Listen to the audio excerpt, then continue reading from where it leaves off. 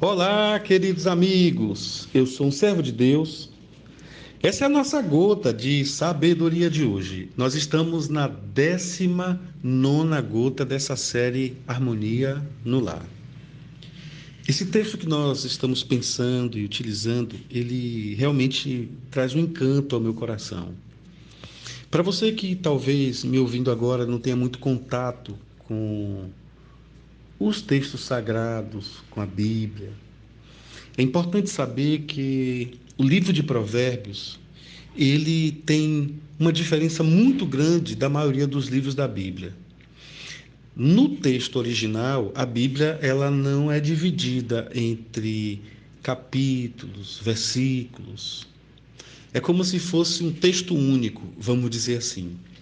Então, para facilitar esse trabalho, foi fundamental para que a gente tenha mais facilidade, interesse e mais acesso à leitura do texto bíblico. Então, Provérbios é como se fosse um livro diferente. Em que sentido? No sentido em que, por exemplo, o livro dos Reis, primeiro e segundo livro dos Reis, ele está tratando sobre a monarquia, sobre os reis, o que as pessoas passavam, os milagres que aconteciam, as negligências, os erros dos reis, a atuação dos profetas. O livro do Gênesis é fundamental para o entendimento e conhecimento do princípio de todas as coisas, de como a humanidade surgiu. É o livro de Gênesis que nos mostra como nós somos responsáveis pelo pecado que cometemos. É o livro de Gênesis que nos mostra que o homem andava em harmonia com Deus e pecou. E o primeiro sacrifício da Bíblia é tipológico, é como se fosse uma tipologia, como se fosse um símbolo de algo que iria acontecer. Então, aquele animal que foi sacrificado, ele já representava Cristo. É o livro de Gênesis que nos apresenta a atuação da serpente, que representa o diabo. Então, nós vamos entendendo que cada livro da Bíblia tem um perfil de comunicação.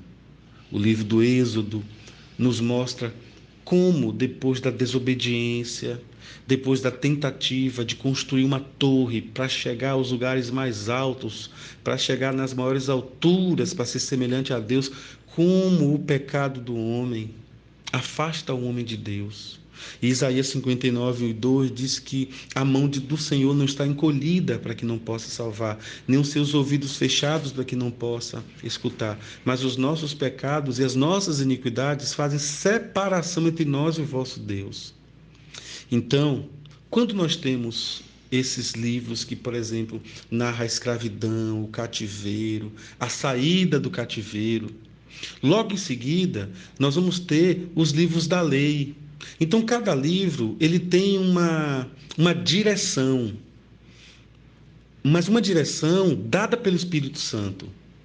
Quando nós chegamos no livro de Provérbios, é como se Salomão tivesse vivendo uma fase da sua vida onde ele queria antecipar as questões das pessoas. Ele queria antever as dores das pessoas. Ele queria mostrar às pessoas que determinados caminhos, que determinadas escolhas são terríveis para a vida. E que determinadas posturas, determinadas escolhas, como no caso de obedecer à palavra de Deus, livra as pessoas de desajustes e de tragédias na vida.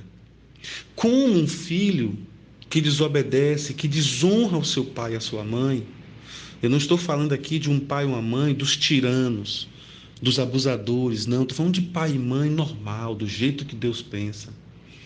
Como é impossível uma pessoa que joga fora a sua família, uma pessoa que escanteia a sua família, é muito difícil uma pessoa dessa ser feliz na vida. Então, Provérbios é como se fosse um livro de temas pincelados, são vários temas no mesmo capítulo.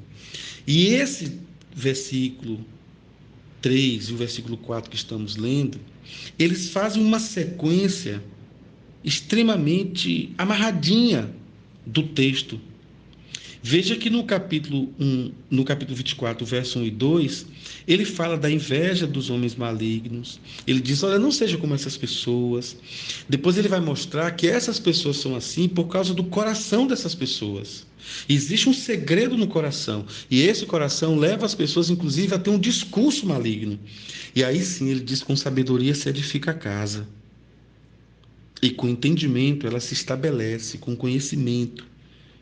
Pelo conhecimento se encherão as câmaras com todos os bens preciosos e agradáveis. Então, nós estamos diante de um texto que, além de trazer para nós um alerta, mostra para nós como o segredo está no coração do ser humano.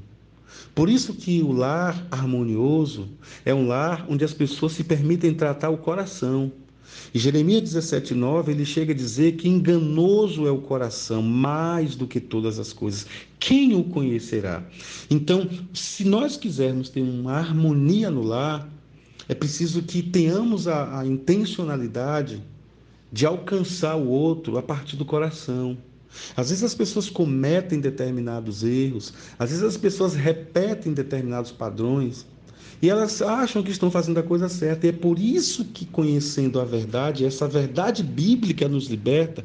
É por isso que, conhecendo o Evangelho causa em nós uma transformação, uma transfundação, porque nós somos transformados lá de dentro para fora e o processo de fora também. Então, na gota de hoje, eu gostaria muito que você guardasse em seu coração as escolhas que nós fazemos. Elas geralmente direcionarão um lar harmonioso, um lar desarmonioso. Espero que essa gota te ajude a escolher sempre pelo caminho de Jesus, pelo caminho da palavra de Deus, porque só Jesus pode salvar o corpo, a alma e o espírito. Jesus pode salvar o espírito para que tenhamos a vida eterna. Jesus pode salvar o corpo porque é tempo do Espírito Santo, passaremos a ter uma qualidade de vida diferente. E ele pode salvar a alma porque ali está a sede das emoções, dos sentimentos, de tudo aquilo que pode contaminar o nosso ser. Obrigado, Senhor, por essa gota. Que o Espírito Santo nos ajude a entendermos e a praticarmos a tua palavra, em nome de Jesus. Amém. Grande abraço, pessoal. Fiquem com Deus.